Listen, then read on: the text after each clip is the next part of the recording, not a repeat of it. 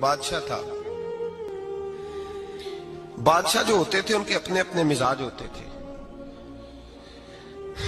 اس بادشاہ نے 4 5 6 کتے رکھے ہوئے تھے اور کتے بڑے بڑے کتے تھے اور بڑے وہ خونخوار کتے تھے, چیر پھاڑ کھا جاتے تھے, شیر جتنے ان کے قد تھے.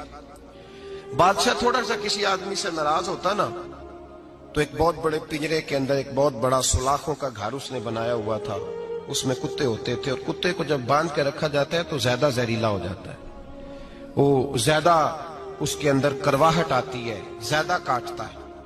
اس نے قید کیے ہوئے تھے. کتے تو بڑے زہریلے تھے. جس آدمی سے بادشاہ تھوڑا سا ناراض ہوتا نا تو وہ کتے کے آگے اس آدمی کو ڈالتا, کتے اس کو چیر پھاڑ کے کھا جاتے. یہ سزا تھی, لوگوں کو پتا تھا. بادشاہ کے وزیر نے بڑی خدمت کی بادشاہ کی, 35 سال تک نوکری کی. لیکن ہر سورج نے غروب تو نہیں ہوتا ہے نا, ہر چاند نے ڈلنا بھی ہوتا ہے. اب بوڑھا ہونے لگا, وہ جو مضبوط حافظہ تھا وہ کمزور ہونے لگا, ہلکی ہلکی غلطی. بادشاہ مزاج کا بادشاہ تھا, پر نہیں سمجھ میں آیا. تو میں نے کہا کہ لوگ کہتے ہیں ہمیں کام پیارا ہے, چم نہیں. تو رشتہ وفا کا تھا ہی نہیں. وزیر سمجھنے لگا کہ اب نہ میں بھی غلطیاں کرنے لگا ہوں تو ایسا نہ ہو کسی دن میں بھی ان کتوں کا شکار ہو جاؤں. اس نے بادشاہ سے کہا کہ بادشاہ مجھے آہستہ آہستہ معذرت کرنے لگا, قدم ہٹانے لگا کہ مجھے چھٹی دے دی جائے, میں بوڑھا ہو گیا ہوں. لیکن اس نے کہا نہیں نہیں, جب تک میری طبیعت نہیں مانتی تم نہیں جا سکتے. مطلق العنان لوگ تھے. وزیر خاموش ہو گیا, پریشان رہنے لگا. غلطی ہو گئی ہے تو پھینک دے گا. ایک تجویز اس کے ذہن میں آئی. وہ جو پنجرے, کتوں کے پنجرے پر محافظ بیٹھا تھا نا, جو ان کو کھانا ڈالتا تھا, روٹی ڈالتا تھا, گوشت دیتا تھا, اس کو ایک دن کہنے لگا یار تیری ڈیوٹی ہے سارا دن کتوں کو کھانا دینے کی, گوشت دینے کی, تو 2 4 دن ڈیوٹی مجھے نہیں دیتا؟ تو لے لے, میں تو پہلے پریشان ہوں, سارا دن ان کی دیکھ بھال کرتا ہوں. اس نے کچھ تھوڑا سا گوشت لیا, پنجرے کے باہر کھڑے ہو کے کتوں کو ڈالا. اگلے دن تھوڑی روٹیاں لے آیا, کتوں کو ڈالی. 2 4 دن, ہفتہ, مہینہ, سال بھر, جتنا اس کو موقع ملا وہ دن بھر خدمت کرتا. بس وقت ایک دن آ گیا, بادشاہ کو کوئی بات اچھی نہ لگی. اس نے کہا اس بڈھے کو اٹھاؤ اور ڈالو کتوں کے پنجرے میں. ساری زندگی یہاں رہا, اسے ابھی تک نہیں پتا چلا میرے مزاج کا. جب اٹھا کے پنجرے میں ڈالا نا تو بجائے اس کے کہ کتے اسے کاٹ کھاتے, وہ اس کے پیر چومنے لگے. وہ پیر چومنے لگے, ہاتھ چومنے لگے, چاٹنے لگے. تو بادشاہ اب سامنے کھڑا تھا نظارہ دیکھنے کو کہ چیر پھاڑ کرتے تو خوش ہوا کرتا تھا. خونخوار درندے جیسی اس کی طبیعت ہو گئی. جب دیکھا پیار کر رہے ہیں تو بادشاہ وزیر سے کہنے لگا یہ کیا ہے؟ تو وزیر رو پڑا, کہنے لگا تو سیاستدان تھا تو میں بھی سیاستدان تھا, ساری زندگی سیاست کی لیکن دنیا داروں کے ساتھ رہا, تو انجام یہ ہوا کہ مجھے اس پنجرے میں ڈال دیا گیا. دیکھ تو بہت بڑا سیانہ تھا اور میں بھی سمجھدار تھا, وزیر رہا, لیکن ہمارا روح کا رشتہ نہ بن سکا. ارے ہم سے تو یہ کتے ہی اچھے نکلے. تیری 40 35 سال خدمت کی تو تو نے کتوں کے آگے ڈال دیا. انہیں تو چند مہینے روٹی ڈالی ہے, میرے وفادار ہو گئے. چند مہینے روٹی, جنہ تنا وچ عشق نہ رچیا کتے او نہ تھی چنگے. جنہ تنا وچ عشق نہ رچیا کتے او نہ تھی چنگے. مالک دے کر راکھی کر دے صابر بھوکے ننگے. اور بابا بلے شاہ صاحب فرماتے ہیں تو راتی جاگے تے شیخ صدا میں, راتی جاگ دے کتے تے تیتھوں اتے مالک دا در مول نہ چھڑ دے. پانے مارو 100 جتے تے تیتھوں اتے رکھا سکھا کھا. دنے جار رکھاں وچ ستے تیتھوں اتے ایک برکی دا قدر پچھانن. پانے مالک ہون ستے, ایک برکی دا اوپر کھڑے ہو کے کام نہیں کرانا پڑتا کہ میں کھڑا رہوں گا تو کام صحیح ہوگا, جاؤں گا تو نہ. ایک برکی دا قدر پچھانن پاویں مالک ہو من ستے. پھر اپنے آپ کو مخاطب کیا, کہنے لگے اٹھ بلیا چل یار منا لے نہیں تے بازی لے گئے. حدیث ہے مسلم میں, طبرانی میں, حضور نے فرمایا آؤ میں تمہیں پچھلے زمانے کے ایک ایماندار نوخیز ولی اللہ کی بات سناؤں. پچھلے زمانے حضور نے فرمایا پچھلے زمانے میں ایک بادشاہ جادو کے زور پہ حکومت کرتا تھا. جب وہ ایک جادوگر اس نے رکھا ہوا تھا تو جادوگر اس کو جادو بتاتا, وہ جادو کے زور پر حکومت کرتا. جادوگر بوڑھا ہو گیا تو کہنے لگا بادشاہ کوئی نوجوان میرے پاس بھیج دے, اب میں بوڑھا ہو گیا ہوں, میرا پتہ کوئی نہیں کب مر جاؤں.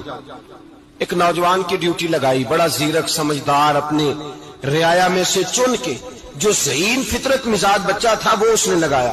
اللہ کے محبوب علیہ الصلوۃ والسلام فرماتے ہیں بچہ جادو سیکھنے لگا, وقت گزرنے لگا. بچہ جب جادو سیکھنے جاتا تو رستے میں ایک راہب بھی تھا جو انجیل جانتا تھا, وہ اللہ اللہ سکھاتا, لوگوں کو حضرت عیسیٰ علیہ السلام کی تعلیمات سے آگاہ کرتا. اس نے دیکھا کہ یہاں بھی لوگ اکٹھے ہیں تو وہ بچہ اس راہب کے پاس بھی اٹھنے بیٹھنے لگا. اب جب اس کے ساتھ اس کی گفتگو بڑھنے لگی تو اس کو باتوں میں لذت آنے لگی. اس نے راہب نے پوچھا کہ تو کون ہے اور کس طرح سے آیا ہے, کیا تیرا معاملہ ہے؟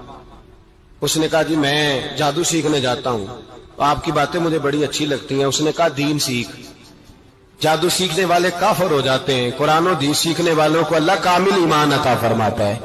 فرمایا یہ سیکھ. بچہ بیٹھنے لگا, اس کے پاس آنے لگا, باتیں دل میں گھر کرنے لگی. ایک وقت آیا کہ مسلمان ہو گیا. اور مسلمان کیسے ہوا؟ بچہ کہتا ہے میں تجربہ کر کے ہوا. اب میں تھوڑا سا وقت جادوگر کے پاس بھی جاتا اور باقی سارا وقت وہاں بیٹھتا.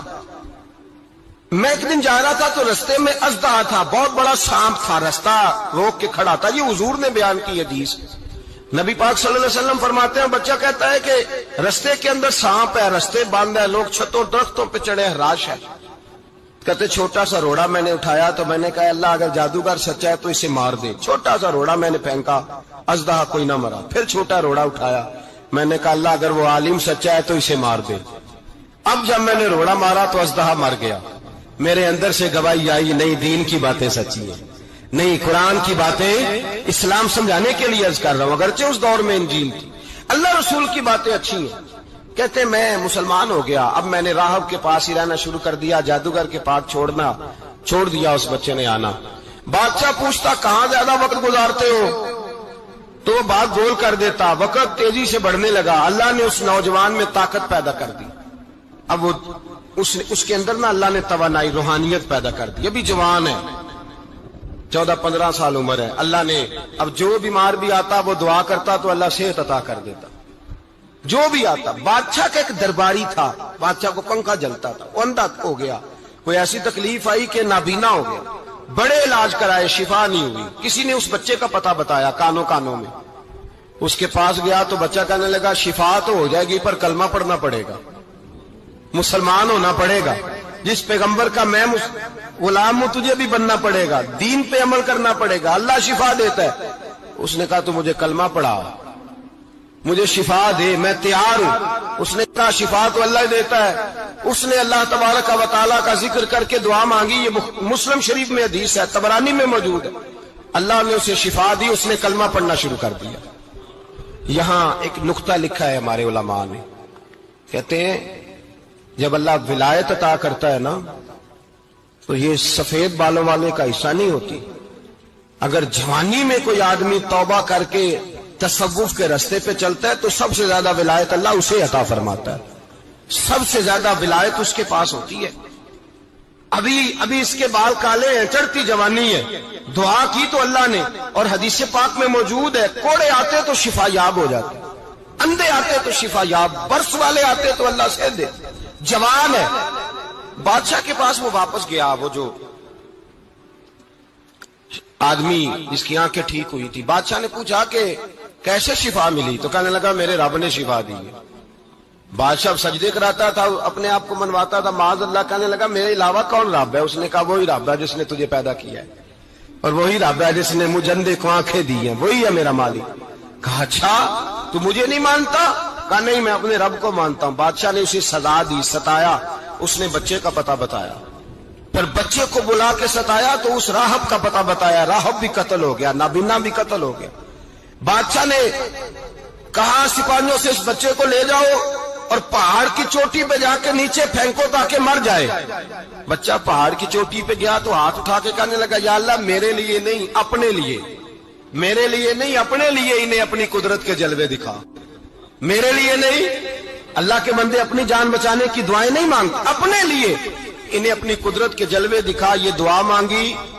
जितने लोग साथ आए थे वो सारे जमीन पे गिरे और सब मर गए, पहाड़ से गिर के मर गए। बच्चा वापस सीधा बादशाह के पास कहने लगा, लो भाई मेरे रब ने मुझे बचा लिया है। जवान का ईमान देखो, मेरे रब ने मुझे, बोलो मेरे अल्लाह ने मुझे ईमान की गवाही दे रहा है, मैं बच गया हूं, तू झूठा है, मेरा रब सच्चा है। उसने कहा ले जाओ इसको दरिया में, कश्ती में बिठाओ, बीच दरिया के जाके धक्का दे दो। बैठे कश्ती में, दरिया के बीच गए और जब जाके वहां उसको धक्का देने लगे तो उसने कहा अल्लाह मेरे लिए नहीं, अपने लिए इन्हें अपनी कुदरत के जलवे दिखा। बस एक तूफान सा आया, जितने सिपाही साथ आए थे डूब के मर गए। वो बच्चा उठा और सीधा फिर बादशाह के पास, उसी के पास कहने लगा, लो भाई मेरे रब ने मुझे बचा लिया है, तेरे पास आया हूं। वो कहने लगा, तू क्या मुसीबत मेरे गले पड़ गई है, कैसे जान छूटेगी? तो बच्चा कहने लगा, अगर तू मुझे बांधे दरख्त के साथ और सारे मुल्क को बुलाए, लोगों को इकट्ठा करे, फिर तू मुझे तीर मारना, मैं तुझे बताऊंगा कैसे मारना है, मैं मर जाऊंगा। अल्लाह का बंदा नौजवान, ईमान देखो, मरने के तरीके बता रहा है, मैं तुझे बताऊंगा मैं कैसे मरूंगा। ये बात कही, बादशाह ने सारा मजमा जमा किया, मुल्क सारा बाहर आ गया, दरख्त के साथ बांध दिया। कहने लगा, भाई लोगों ये मुझे मारना चाहता था, मार नहीं सका, अब मैं इसे बताने लगा हूं कि मैं कैसे मरूंगा। इसे कहो जब तीर मारे तो साथ मेरे रब का नाम भी ले, मैं अपने रब के नाम पे जान दूंगा, ईमान की पुख्तगी में अल्लाह के नाम पर जान दूंगा। इसे कहो रब के नाम पे मारे, मर जाऊंगा। बादशाह ने अल्लाह कह के तीर मारा, पेशानी में लगा, बच्चे की रूह परवाज कर गई। जितना मजमा खड़ा था सारा कलमा पढ़ के मुसलमान हो गए, सारे मुसलमान हो गए, सारे। मेरे रसूल पाक सैयद आलम सल्लल्लाहु अलैहि वसल्लम ने नौजवानों को बताया, जब तुम्हारे अंदर ईमान की कुव्वत आएगी तो अल्लाह तुम्हारी मदद करेगा। फरमाया वो नौखेज वली था, अभी जवान राना था, अभी उसकी पेशानी पर जवानी के आसार थे, लेकिन उसने अल्लाह को राजी किया, रब करीम को राजी। विलायत का मतलब बुढ़ापा नहीं, विलायत का मतलब वो नहीं कि जब बड़ा लंबा वक्त गुजर जाए तो फिर आदमी आए कहीं नहीं अब क्या करना है, अब मस्जिद ही है, अब तो इसके अलावा गुजारा ही कोई नहीं। तो उस वक्त का आना अल्लाह की बारगाह में कबूल तो है, लेकिन शाबाशी उसी को मिलती है जो जवानी का वक्त आए, जो ऐन उस वक्त आए जो वक्त मेरे रसूल पाक अलैहिस्सलाम के गुलाम है अब्दुल्ला इब्ने उमर। हजरत अब्दुल्ला इब्ने उमर रज़ियल्लाहु ताला अन्हु फरमाते हैं कि मैं निकला, मुझे सफर के लिए जाना था, तो थोड़ी सी खजूरें, थोड़ा सा सिरका, एक शहद की बोतल, चीजें मैंने सफर के लिए साथ रख ली। मैं जब मदीने से बाहर सहरा में निकला ना तो रमजान नहीं था, गैर रमजान था। मैंने एक नौजवान को देखा बकरियां चरा रहा, बकरियां चरा रहा है जवान। आप फरमाते हैं उसका चेहरा बड़ा नूरानियत वाला, गर्द पड़ी हुई पर बड़ा हसीन। फरमाते हैं मैंने उसको कहा कि आ जाओ खाना खा लो, रोजे भी नहीं थे। कहने लगा नहीं मैंने रोजा रखा हुआ है। फरमाते मैंने कहा पता करूं कि निरा नेक ही है कि परहेजगार भी है। नेक वो होता है जो नमाज पढ़े रोजा रखे, परहेजगार वो होता है जो गुनाह से बचे, वो परहेजगार होता है। कहा पता करूं परहेजगार भी है कि नहीं। कहते मैं करीब गया तो मैंने जाकर उसको कहा भाई तेरी बकरियां बड़ी प्यारी हैं, मेरा दिल करता है कि बकरी मुझे दे दो। कहते वो जवान, गुर्बत भी, परेशानी भी, पर दामान तवक्कुल की ये खूबी है कि उस पर पेबंद लगे होते हैं, धब्बे नहीं होते। गुर्बत है। कहा जनाब एक बकरी दे दो। आने लगा जनाब बकरियां मेरी नहीं, बकरियों का मालिक कोई और है। कहते मैंने आजमाने के लिए कहा कि बकरियों के मालिक को कहना एक बकरी भेड़िया ले गया है, कह देना भेड़िया ले गया है। तो कहते उसने मेरी तरफ देखा, गर्द से उसके बाल अटे हुए, आंखों में रोशनी, चेहरे पे इत्मीनान, लबो लहजे में ईमान की ताकत। नौजवान कहने लगा हुजूर बकरियों के मालिक को तो कह दूंगा भेड़िया ले गया है, जब अर्श का मालिक पूछेगा तो क्या जवाब दूंगा, अल्लाह को क्या जवाब दूंगा। कहते हैं मैं कांपने लगा, उसकी बात सुन के वापस आया, जो काम निकला था वो छोड़ा, वापस लौट आया। मैंने पता किया किसका गुलाम है, पता चला फला आदमी का है। कहते मैंने पहले गुलाम खरीदा, फिर पता किया तेरे पास बकरियां कितनी है, उसने कहा 400। कहते मैंने मालिक से सारी बकरियां खरीदी, फिर गुलाम को बुलाया, फिर वो बकरियां तोहफे में दी।